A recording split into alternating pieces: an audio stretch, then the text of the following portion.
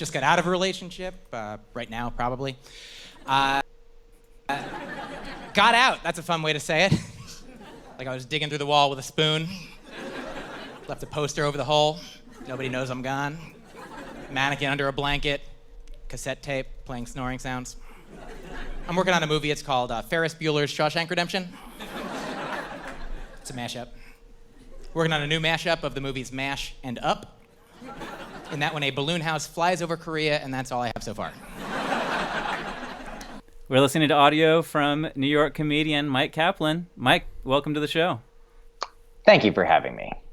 Thanks so much for joining us. And did you have a show recently in Manhattan? Oh, just earlier tonight. What a great guess. We did talk a little bit about that before recording, but yeah, how did it go? It was fun.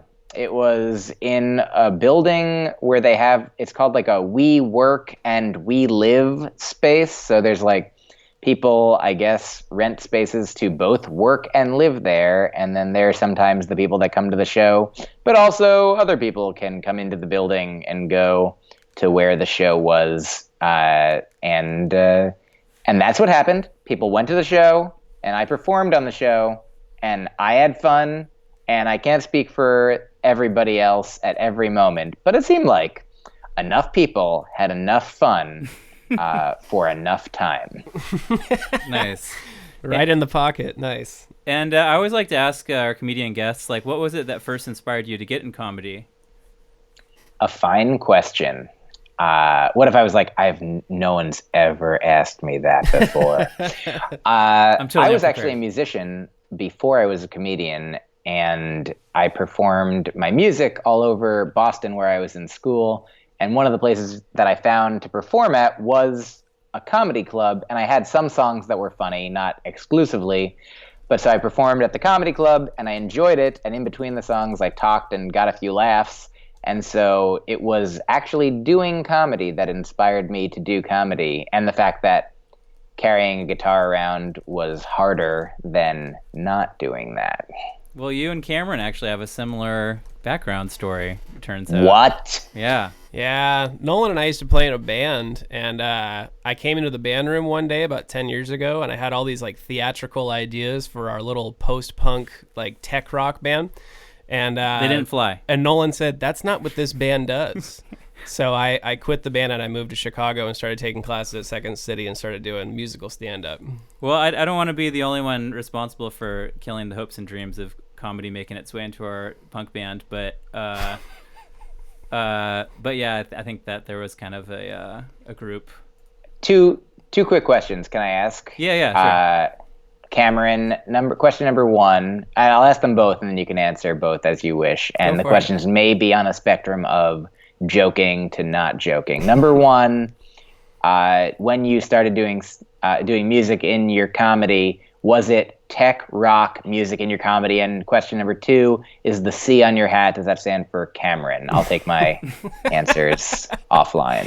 Right on, man. The answer to the second question is it's C for Chicago. Never heard of it. Yeah. And the answer to the first question is no. There was no technical aspect to the music that I was playing in order to make people laugh. It was almost exclusively C chord, G chord, D chord in 4/4 timing, and a lot of filthy material, because I very quickly found out that if you sing in a very, very soft-spoken sort of romantic voice but have very dirty material, boy, that's just a sure thing. People start laughing at that. And that's what rocketed you to the top. Until they stop laughing at that, and then you have to go write material that people actually, find to be an interesting idea. So I did a lot of impressions, though, like very hipster, sort of like I did a Bon Iver impression that went over.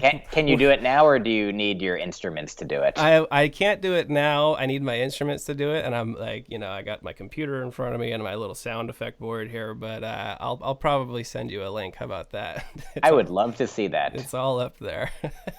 So we're about to get into our first topic of the evening, but we got a few people in Twitch chat, so I just wanted to let them know that as we go through the, tonight's show, feel free to, type in any questions that you might have for Myq, and he might answer them if he feels up for it. It's true. Sometimes I answer questions when people ask them. Just don't ask him how he got into comedy, because I already answered that. We already went over that. Exactly. But yeah, so the first clip we're gonna play. It's about the government shutdown over the weekend, and that took place, and which, to the best of my knowledge, is because they were trying to take away DACA, and the Democrats were like, well, we're not gonna force that kind of legislation through, so they refused to meet in Congress. I don't totally understand it, to be complete, as you can tell. But they talked about it on Saturday Night Live a little bit during Weekend Update, so this might put it into context a little bit. That's the fact, Jack! Yeah. So the clip we're about to watch is Colin Jost explaining his thoughts on government shutdowns. Break it down, Papa Jost. Oh, no. First we'll have an advertisement. Oh, no. Oh, no. Foiled again by online capitalism. Darn it. Yeah, but fortunately... That's not shut down. Yeah, we still got that going on. Our workaround is to restart the clip. Oh. What if a university could lock its tuition? More like a work through. Yeah. There we worked go. You got 2 seconds. It's right there. Yeah. Yeah. We might just have to... We can't wait those 2 seconds. Yeah, we don't got time for that. Oh. Okay, yeah, it worked. You just turn it off, turn it back on again. It's Let's like see. any IT fix. It's like a modem. Also, why is shutting down our entire government even an option? America's been around for 240 years. Maybe it's time we just buy our government instead of leasing it month to month. This is people's lives, not a Kia Sorento. Even production on House of Cards didn't shut down after the main guy was accused of being a full predator. If a fake government can keep going, so can we. Also, in that fake government, they got rid of the sexual predator president and got a female president instead. So just something to think about, just an idea. All right, just something. Oh my God, that is funny! Just something to think about. But yeah, I did have kind of a similar reaction to when I first heard about a government shutdown, a year ago or whenever it first was. That, like, can they do that? Like, why can they do that? Do you have any thoughts on government shutdowns, Myq? Oh, I mean, as I understand it, which is also very limited, I am not an expert. I didn't study this. I do read and follow the news as much as I can because it does seem important because it affects, as I understand it, people's lives. But I think that, we pay taxes every year, and that's the money that the government uses. And they have to keep, using money to do stuff. And so it's not, I think the joke part of what Colin said about buying instead of leasing, I don't think that would work because who would we be buying it from? We're it and we. So how would we okay, so here's all the money, us, for now. And it's a buddy of mine I just talked to over the weekend said he was recently asked, what was what's a happy moment in his life? He had to think about a happy place and time. And he was swimming in an ocean on vacation. And he was like, what a delightful time and place this is, swimming in this ocean. But he also realized that he has to keep doing it or else he would drown and die. So even the happiest moment, you have to keep doing the thing that you're doing. And so I think that in order to keep, the country operating, it's still, even if it's running smoothly, it still requires, work, time, communication, compromise. Even this is, I heard, the first time in our nation's history that that a shutdown has occurred with one party controlling both the White House and Congress. So good, pretty historical. Good work, everybody. Good shutdown. Solid shutdown all around. All right. Do you want to add any thoughts to our government shutdown segment, Cam? Or I'm kind of Shut it like, down. yeah, I'm kind of like Mike. Like haven't quite done as much reading as I probably should about it, and I don't really know anything about government shutdowns or have a historical context for it. But it seems like it's a very sort of Republican versus Democratic squabble. One person wants to stymie another because it's not in their party's best interest, and what's interesting is actually, aren't there a lot of like different places that are closed right now? Like the Statue of Liberty is closed out in New York, and there's always anything non-essential, like public parks and things. Lots of government workers are on furlough or what have you. I think only don't worry, if you commit a murder, you'll probably still get arrested. So you can't go running amok, yeah. But that's probably a bummer. Yeah, it's not the purge. Yeah, I'm picturing the 8th grade school group who flew all the way from Oregon out to New York City for their epic, tour tourists today of Statue of Liberty that they spent so much time earning money for, doing car washes and selling chocolate candy bars, and now they can't go anymore. Now they're just going to have to hang on to the hotel. Although on my 8th grade school trip, I had more fun in the hotel than I did at the Statue of Liberty. So take a school trip to the hotel. Exactly. That's where I'm taking my 8th grade PTA's rallied up a bunch of cash. We're just going to go trash hotels up and down the coast. Yeah, it's going to be amazing. We're flying out to New York City, but then we're going to take a 12-passenger van out to a hotel in Hoboken, New Jersey. Well, the next big thing in the news we got for this week is the apparently sort of hidden relationship between Trump and a porn star named Stormy Daniels. Stormy, yeah. Have you heard this? You've heard the story, Mike? I have heard the story. Everyone knows this story. So this is our next clip is we're just going to kind of watch Colbert break it down for people who haven't heard the story yet. This is kind of one of the better breakdowns that I found of this story online. The affair was a classic Trump meets adult film star tale. She and Trump first met at a golf tournament in Lake Tahoe in 2006, just 4 months after his youngest son, Barron, was born. Trump asked for Daniels' number and invited her to dinner. That's a classic pickup line. Hey, baby, is what my wife just gave birth to. You want to go to dinner? Oh, man. And Shameful. see, the ladies love it. The ladies love it. So what I liked about how he Colbert introduced this segment is he says to who's the musician that his name? Jean. What is it again? It's Jean Baptiste. Yeah, Jean Baptiste. Jean Baptiste. Yeah, he says to him. He says to him across the hall, he's like, have you heard of porn? He's like, I think so. He's like, don't investigate it. Don't explore it. Don't investigate it. But yeah, the story goes that Trump apparently had sex with this woman that's a porn star and then paid her $130,000 or some big large amount of money to hush money, cover it up. And I don't know. You think he did it, Mike? Or of course he did. I mean, I'm not an investigative reporter, but it does seem like the reporters have investigated, and it seems like the answer is yes. Yeah, I mean, and that nobody. And not that nobody cares, but that nobody who can do anything about it right now specifically cares. Though, if you care,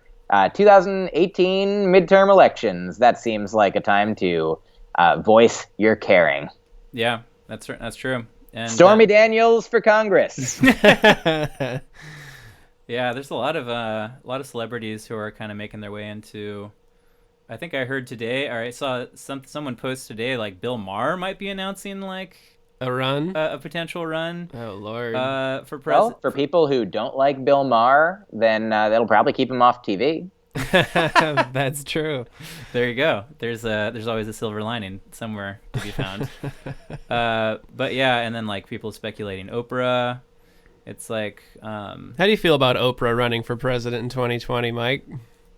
I mean, it doesn't seem like she says she is doing it. So I mean, I would feel good. I would feel better with Oprah president than our president right now. But I guess I'd probably feel best with, somebody who has spent their life, like doing Public service. politics. Yeah. I mean, politics itself is obviously, like, many of the politicians that there aren't my favorite politicians, but I guess I'd like Obama. That would be a great president. You mean Sasha Obama? Any Obama, really. Or I mean, Oprah's close enough. Oprama, why not? Yeah. Obama. There you go. Nice. Well, yeah, it's just anyone just who hasn't, spent over $100,000 to cover up a relationship with a porn star. I know. I mean, I would say I would want sort of like baseline, like a kind person. Yeah, let's and start there. So I feel like Obama met that. I think Oprah seems that way. I don't have all the information, or at least somebody who, I don't want to focus on the negative, but there's so many negatives to focus on. Making fun of a disabled reporter, calling Mexicans rapists, discriminating against Muslim countries and, majority African nations. Like, it is, there's a lot. I mean, even to not know or care about, like, putting forth a front that you're not doing those things. Like, that's the kind of political savvy that I look for in a politician. Somebody who doesn't say and act like a white supremacist. That's a deal breaker for me. Yeah. I was watching a clip of Chappelle today talking about how he thinks that Trump is kind of bad for comedy because, and then he goes on to explain that he notices that a lot of comedians are just, they can't not talk about him, but they end up, a lot of people doing the same jokes because it's just so obvious. Do you notice people kind of telling the same jokes, Myq, in the clubs that you're out at in New York, or? I mean, I think that might happen more on, like, to me. I don't see it a lot in clubs specifically, but I do see it on, like, late night shows where they're specifically responding to the news of the day and the things that he's tweeted and, the big stories. So, like, when they're responding to the same stories, sometimes it is, like, the same ridiculous thing that has happened, as well as I feel like I had another thing to say, but I don't. I mean, I think it's also just online as well. Like, so if, Trump says a thing, and then a lot of people online respond to it immediately. Like, sometimes the first thing that people think of is the same thing. Though whenever anyone says something is, quote, bad for comedy, that doesn't. I mean, number one, Chappelle is good for comedy or is good at comedy. Like, he's probably saying what he's saying in a funny way. So I disagree with you, Chappelle, that things are bad for comedy because you're comedy. Though, not to say that everything that he says and does is the best for all things. But I think that there's so much comedy now. There's so many places to get it, so many TV shows, so many late night shows, so many people online, so many YouTube channels, so many podcasts, so many webcasts that, like, the fact, of course, there's going to be some people making similar jokes, but the fact that there's so much of comedy available means that there's also so many people doing different things than you ever would have seen before if there weren't as many avenues for comedy. So I think there's, additional to the fact that there's a lot of people doing similar jokes about the same topics right now, there's also tons of people doing things that have never been done before that nobody's ever seen, comparatively, when there used to only be 3 channels and Carson was the only show that you could watch late night on. Yeah, it's definitely good to have like so much variety. That's good for comedy to have. Take that, Chappelle. Well, Dave just hopped into the chat and he said that he's gonna actually not have you open for him in New York City, Mike, because of that comment. He's he's in the chat and now he's reconsidering that. He hasn't actually decided yet. I don't do things based on getting to open for Chappelle, so take it, Chappelle. That's right. We wouldn't have you on this show if you were some kind of show business whore, Myq Kaplan. We only have the true non-sellout comedians here on this show on the Buscast. That's right. Not a sellout. Everybody get my albums. The non-sellout albums. At least until somebody offers a deal that we can, sell out for. Yeah, exactly. However much you want to pay for my not selling out, I'll take it. Speaking of the chat, we have Duffy J in the chat who says, I think we'd all be happy with Pee Wee Herman as president over the president we have now. Ooh, what a sick burn from one of the Buscast loyal fans. Thanks, Buscaster. I mean, I like Pee Wee Herman. Yeah, definitely. Absolutely. I dig him. I was just talking about old Paul Rubens the other day with some friends as we were kind of recounting the movies that Ben Stiller has directed. And maybe you can help me confirm this, but did he direct Mystery Men? Ben Stiller did direct Mystery Men. Okay, yeah. and so and Paul Rubens has had he plays like a stinky character. He played the spleen. the spleen. Yeah. Oh yeah. Yeah. Yeah. So, anyways, just wanted to just ride that Pee Wee Herman thread for a minute. Yeah. It checks out. No reason not to have said what you said. Can't undo it now. Gotta commit to it. Yeah, dude. It's true. Live on Twitch. Well, our next funny news story is actually a follow-up from a news story from last week's show when we were talking about the Hawaii missile threat. And I don't know about if you heard about this, Mike, but something funny happened. No, I've never heard of anything funny happening. Go on. Okay, well, it wasn't funny that people were like scared for their lives, but it was Agreed. It was funny that this thing happened that we're going to watch a little clip and learn about. I accept. Yeah. Look at this amazing thing that happened during the missile threat and then after. This is Pornhub's traffic. What? When the missile threat happened, boom, a collapse of interest in porn. And this is something I mentioned on Kyle and Corin where we were talking about something similar to this, and I said, when you learn you have that much time left, Corin was like, what do you do? And one of the points I made is, well, I'm definitely not, like, nobody's going to, like, try to get a last nut in or something like that, because your life is on Who is like, this the guy? line. Your survival instinct kicks in. You're going to want to try to go find a way to survive. You're not going to be like, let me bust a nut and then get obliterated. So, and that's what I was right.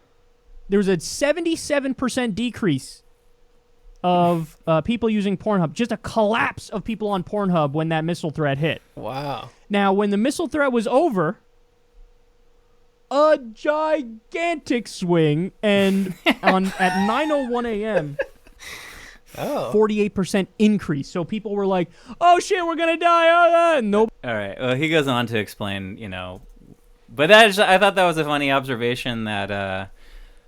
Not so much that it's funny that people stopped watching porn dramatically, but that when everything's A-okay, it's like, let's get right back to it. That's fair. I mean, it definitely makes sense that there'd be a dip because probably some people were like, maybe I should keep my eye on the news. Yeah.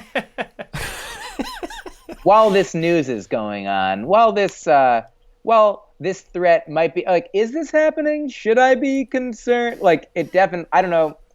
So yeah, for that half an hour, it does make sense to me that people would stop watching as much. But yeah, that is also a fun fascination that's people's celebration. Pop that champagne. I know. Oh, Yeah, I thought that Champagne is what they call their genitals. Yeah. And they pop it. Popping it is what they call having an orgasm. Good Lord, man. That's wild. Yeah, but I thought that was I was surprised by those statistics, and who knows if that's actually true. Someone could have just made that graph. What's the source of that? No, I don't think you can make a graph if it's not true. That's impossible. Yeah. Well, I also wanted to talk about. I've been watching a lot of Spinal Tap videos recently because it was just announced that Harry Shearer. Do you know Harry Shearer, Mike? Oh, sure. Not personally, but I'm familiar with the man's work. So he just announced that he's going to be releasing his first solo LP as Derek Smalls, the bass player of Spinal Tap. So cool. This is exciting news for me that I wanted to talk about because Harry Shearer and his show, Le Show, it's a radio show that's distributed across many public radio stations and community radio stations. It is hilarious and a big inspiration for why I wanted to start this show with Cameron, because I just found his show to be amazing. And so when I heard about this news about a couple days ago about the Spinal Tap new CD or like album, I thought that was pretty funny. And here's a list of some of the people that are going to be on the album: David Crosby, Donald Fagen from Steely Dan, Peter Frampton, Foo Fighters' Taylor Hawkins, Red Hot Chili Peppers' Chad Smith, former Yes member Rick Wakeman, Dweezil Zappa, Joe Satriani, and Steve Vai, among many others. So I don't know. I think that this could be really a funny album to check out. Those people are all hilarious people. They're my favorite comedians. Yeah, I think my favorite comedy specials are by Dweezil Zappa. You know, it's funny. I remember watching a VHS of Frank Zappa concert series thing that's called Does Humor Belong in Music? Because he was actually kind of known for like injecting a lot of humor into his music. Were there people saying that humor did not belong in music? I don't know. Probably. Someone probably said that. I got to make a graph for you, and we'll. Oh, thank you. We should bring up a graph. Yeah. Just bring up that other graph and change what it's about. Yeah, well, we have a template, and it's even got the Pornhub logo on top of it, so it's going to legitimize our new graph. Perfect. Have you guys, speaking of Pornhub, have you heard the new podcast, or maybe it's not that new anymore, by John Ronson called The Butterfly Effect? No. It's so far, I think the first season exists, and I just listened to it, and it's all about the rise of free porn, and like the guy who started Pornhub, and all the, the butterfly flaps its wings and all the effects that had on like all different aspects of that industry and other industries and other parts of society that you wouldn't have expected or suspected. It's a great show.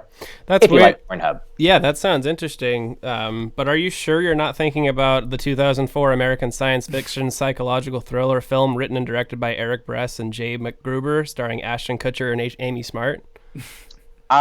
It's possible that I'm getting the two confused. 100%. It might be a 2017 era podcast, where it might be a 2004 Ashton Kutcher movie. Maybe it was one, but then Butterfly went back in time, flapped its wings, and it became the other one. Oh my God, there's so much going on in this riff. 60. Oh, I'm just telling the truth. I didn't know. Truth riff. Truth riff. All right. Well, I wanted to, before we move on from this, talking about Spinal Tap, I wanted to show my favorite clip that I've ever found online of, and unfortunately it's not Harry Shearer. There's one of the things I kind of discovered is that Harry Shearer doesn't get as much kind of screen time as Michael McKean or the other guy. Hey man, that's okay. Don't worry about it. Yeah, Christopher Guest. But this cracked me up. This is them on National Geographic talking about Stonehenge. Actually, Anna Paquin. But first, an Anna Paquin. Actually, that's an ad. Movie. That's an advertisement. But this is him talking about Stonehenge. Oh, I get you. Okay, now you see this gentleman? Now he's giving me this sign, and do you know how Stonehenge was actually built, or when? And what are your actual theories on its origin? Oh, it's a newer clip. Yeah, this is from like a newer appearance. Oh, they have a new film, apparently. The National Geographic people. Correct. Yeah. This film is based on probably the largest archaeological dig in modern times. So it isn't really just another theory. It's a lot more than that. Would that change your views at all, knowing that? Well, yes and no. And yes being... there's no yes. I'd say no. So yes, I'd say... So it's no and no. It's really just no. It's no and no, it's no. Do you ever watch the National Geographic Channel by any chance? Yes and no. Again, is that a no or? It's a no. It's a no. And it's not because it's not good. This is stupid. It's hard to follow. They should do puppet shows. Explains it better, you know. For Stonehenge? Yeah. What do you watch? I don't have a television. Right. So I don't watch anything, really. He's really good, man. I'm glad He's doing perfect. that. Yeah, He's I'm glad perfect. He's still doing that stuff. Why Yes, not? I was digging deep trying to find a good Harry Shearer clip from Spinal Tap, and I'm sure they're out there, but it's just too hard to find. But God, those guys are good, and Michael McKean is so funny, and to see him grow into this dramatic actor on like Better Call Saul and stuff, Yeah. he's amazing. Have you watched Better Call Saul, Mike? I think I'm not caught up fully, but I think I watched 2 seasons. Nice. Yeah, I think there's are there 3? They just completed a third one, or just released a third one on DVD or whatever. But it's that's a really great show that I need to catch up on as well. I think I'm right where you're at, about 2 seasons in. Okay, so we have enough time to talk about one of these 2 things. Thank goodness. Before we get into our Saturday Night Live recap. Of course. Would you like to learn about the origin of the term Yas Queen, or would you like to discuss a comedian attack that happened last night at a comedy club? I think I know enough about Yas Queen for now, and I'm curious about this attack. Okay. Because I'm actually going to be curious to hear you weigh in on, because this is kind of created a little bit of an awareness about, you know, comedy clubs' responsibility for having security. But before I start it, Cameron, what's the name of this comedian? Oh man, what is it? It's Steve something. Steve something. But it happened, just last night. Oh, here it comes. Okay, it'll say because there's a little.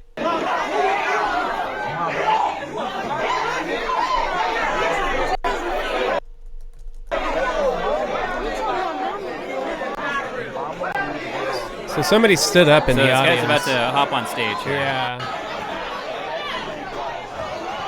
Steve Brown is his name. And it just becomes like a Street Fighter 2 like fight. Like just there's no security stopping it at all.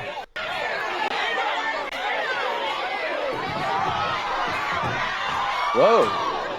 Yeah, like he starts using the foreign weapons. objects and he starts swinging at him.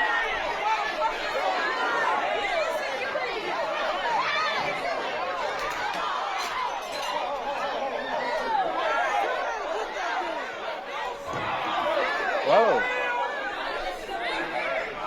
All right, so that's the end of it. But Yeah, there's he released this comedian, I can't remember his name, but Steve something. Steve Brown. Steve Brown, he released another video kind of explaining the situation and what happened, and apparently that was like totally unprovoked.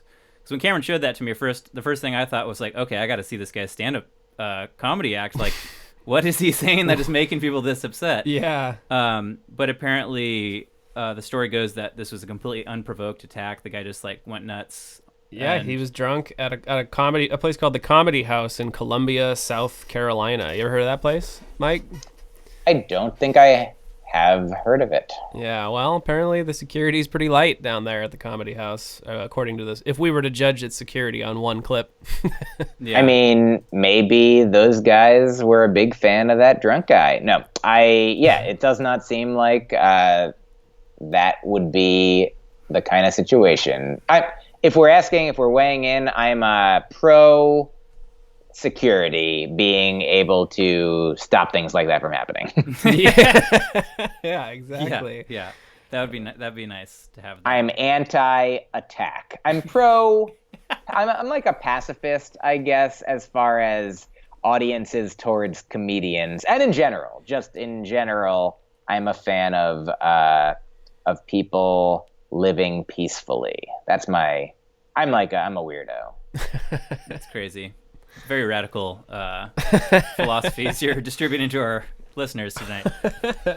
But yeah, so that was crazy. I don't know. Cameron just sent that to me today, and yeah, let's I guess. Well, I'd like to show the response that the comedian had on like his Instagram to Myq. Sure, please. Because there's kind of a follow-up video here where he kind of explains what happened, and not really though. I mean, essentially he says something kind of funny in the video that I can't remember exactly what it was, but it had something to do with like, I showed you all my moves. You know what happened. You can see what happened, and it's like, oh my god, like, but essentially the clip is just his reaction to it, and I wanted to put it on the show today to potentially get Myq's reaction to it. Maybe there's stories of that Myq has from being on the road when it comes to violent stages, basically.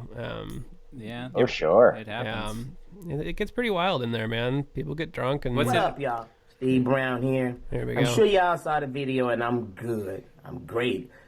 Y'all saw the skills, the duck and move skills, but I'm gonna tell y'all right now, some of these comedy clubs got to be held accountable for lack of security. And the thing is, the dude wasn't being heckled. Nobody was messing with him. Me and my man Marlon, we were doing a great show, and all of a sudden the dude just got up, lost his mind. I asked him, was he okay? And then he just went from there, and I had to give him the comedian disclaimer. If you come on stage, your ass is open game.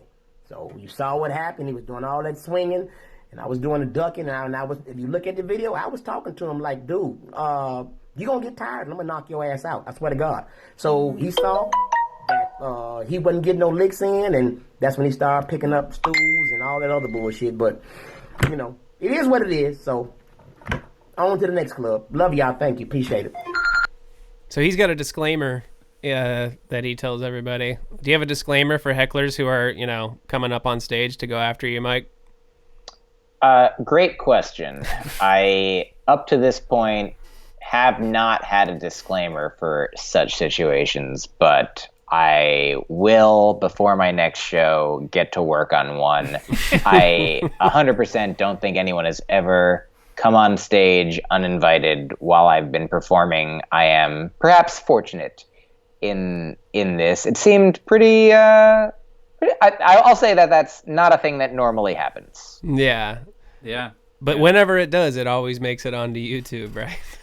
Like, I suppose so. Yeah. I guess you don't get you get these questions in interviews sometimes as a comedian, like, how do you deal with hecklers that come on stage and throw a stool at you? Yeah. I guess I try to duck and then post an Instagram video the next day not explaining it. With your buddy in the background? Yeah, Marlon's there. Marlon's chilling. Nice. You guys get it. Yeah, man. I assume Marlon's a comedian too. Oh, he is? Oh, yeah, they were doing a show. Yeah, both performing together, probably traveling doing together. A good show. Okay, so we have, before the Saturday Night Live, I just remembered that we introduced one other little segment, but you get to kind of guide this one, Myq. Okay. This next segment's called Predictions, and so we want to predict if this next movie is going to be good or not. But you get to choose the trailer that we watch. Would you prefer to watch the trailer for Super Troopers 2 or for the new Crocodile Dundee reboot starring Danny McBride? Oh, I'd like to see Danny McBride, please. Okay, he's pretty great.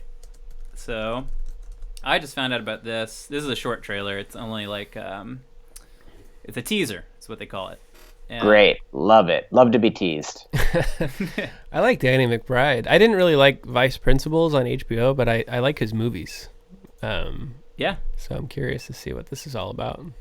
So in this, he plays. He doesn't play Croc Dundee, but rather his American-born son. Okay. I like it. Why not? Yeah. Because why not? Yeah. I believe his name is Brian Dundee. That's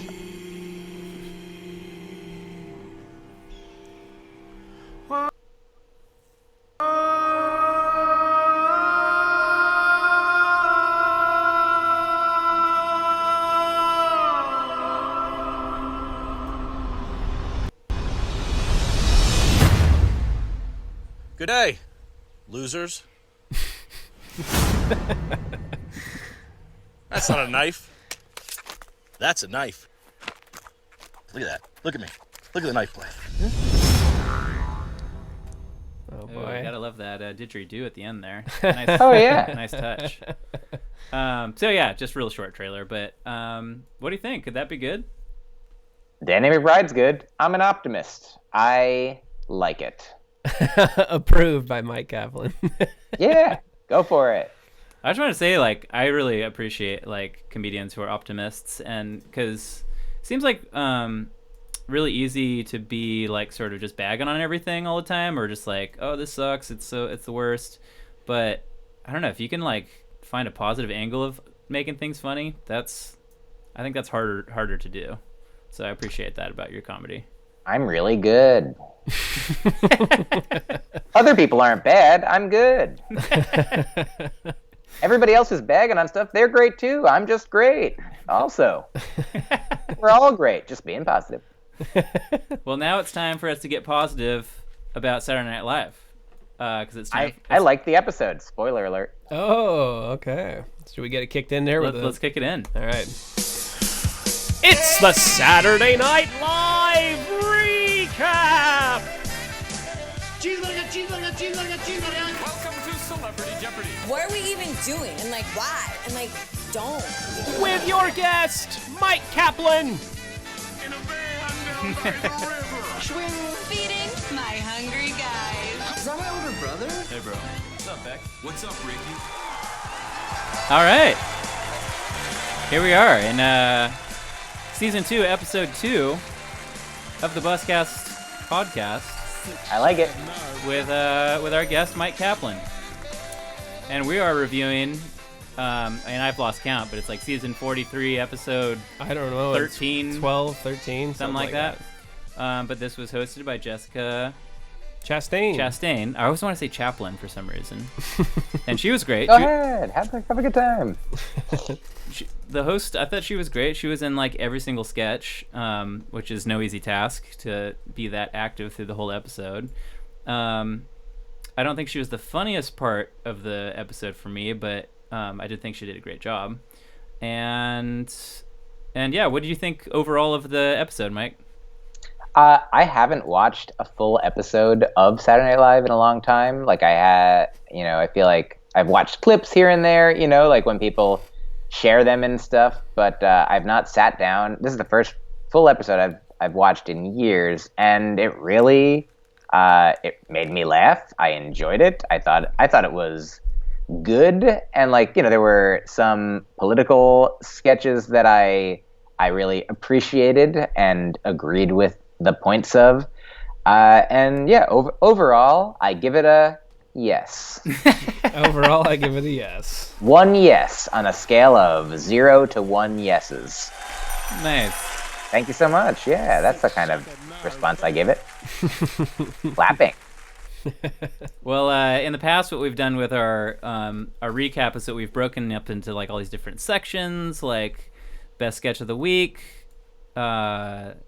MVP, far out sketch of the week, MIA, who's like missing in action this week. But with this new format, we just kind of changed everything about the show. Sure. In the last 2 episodes. I'm thinking what we're gonna start doing as of tonight is we're just gonna like go through like the 3 best moments of the show and just talk about them. Yeah. And I think I've only seen one of these 3 moments, by the way, just so you know. Oh, okay. So you're going to get a real reaction from me about what these sketches were about, if we're going to watch them or not. I don't know. Oh, okay. Probably won't watch the whole thing, but. No, I just got like some kind of clips lined up. So first of all, we still do want to do the best sketch of the week. So let's go ahead and hit the bumper for best sketch of the week. Okay, moving on to the next promo. Let's get our next 2 wrestlers in there. First step, fellas, you're gonna want to rock a quality frag, okay? We're talking cologne, Jost. Yeah, it was tribal yet futuristic. Papyrus! All right, so for me, and I think Cameron was digging on this one too. Best sketch of the week was featuring Chris Redd as the Fresh Prince of Bel-Air. Oh yeah, 100%. If it wasn't that, I would have. I wouldn't have said that you were wrong, but yeah, that's the most memorable sketch. 100%. Really great job. I'm glad to hear that, because I watched it actually live on Saturday, and then I saw the Fresh Prince sketch, and I was like, wow, the rest of the show can't be as good as that. And then I fell asleep, so I didn't watch the rest of the show. But that makes me happy to find out that the best sketch was the Fresh Prince one, because holy crap. I haven't laughed out loud for so long at SNL in a very long time. That was amazing. I loved it, and Sam J is a friend of mine, and so it was exciting for me to see her in there as Carlton. Oh, and then I shared it with my girlfriend, and I recommended. I have a friend who doesn't watch a ton of TV, and he takes recommendations very seriously. So I don't recommend too many things to him, but I was like, you should watch this sketch. It is. And then he was like, why did they do a Fresh Prince sketch today in this year? Is there something going on? Was Will Smith the host? And I was like, I literally have zero idea why. Yeah, and that's what makes it good, actually, I think. I like when sketch premises are just out of the blue like that. As soon as I heard the intro, I was like, no way. That's the last thing that I thought would happen in that show was a Fresh Prince parody. I would add that obviously they're going to respond to, the news. They're going to, if there's big stories in politics, they're going to address at least, 1 or 2 of those. But this is something that the fact that it's not topical, that it's not from now, that means that it has to be it had to be good to get on the show. They had to they make so many sketches and they cut so many of them because they don't have enough time to do all the ideas that they have. So for a thing from completely out of nowhere related to now to make it on, it had to be good, and it was good. Yeah. Well, I got this clip queued up for our viewers and listeners here. It's the moment, basically right when the theme song takes a twist from the traditional theme song that we all know and love, and the story sort of takes a different direction. From a happy-go-lucky West Philadelphia kid moving to Bel-Air to something darker happening. We call it a transformation. That's what Second City taught me, is it's called. In my writing class, my teacher told me, make sure you have a transformation on page 2 or even page 1. Yeah. If you're writing sketches. I like that. Yeah. And it seems like there's a transformation of this delightful sketch to a darker commercial. Yeah. Exactly.